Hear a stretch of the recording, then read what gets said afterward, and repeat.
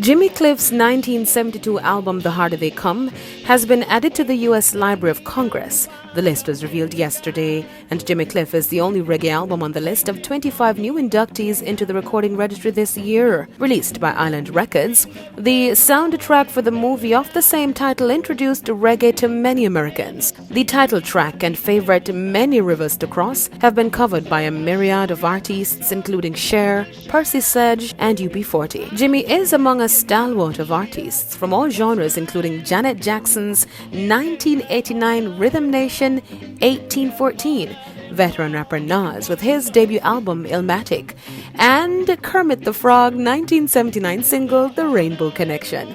In an interview with The Gleaner, Jimmy says that the induction was a cool honor for the Jamaican music industry and himself, adding that it has encouraged the production of even greater music. The U.S. Library of Congress is described as an audio treasure worthy of preservation for all time based on their cultural, historic, and aesthetic importance in the nation's recorded sound heritage, and more significantly, will ensure that the titles are preserved and will be available in any future formats 100 years from now.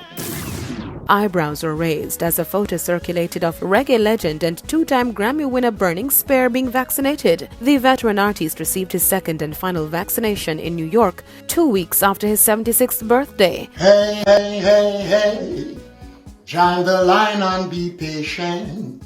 Take your vaccine and be safe. Yes, the Spear, burning music. Remember your mask.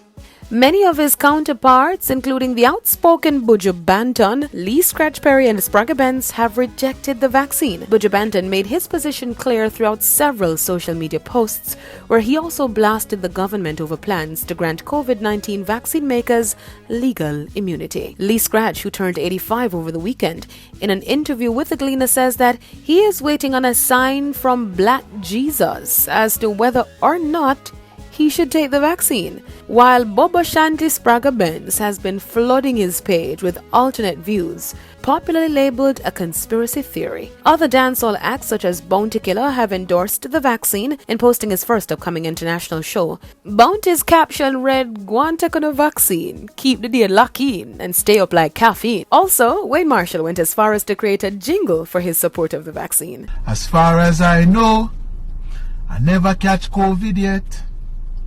But I got to be extra careful 'cause I'm born with shot.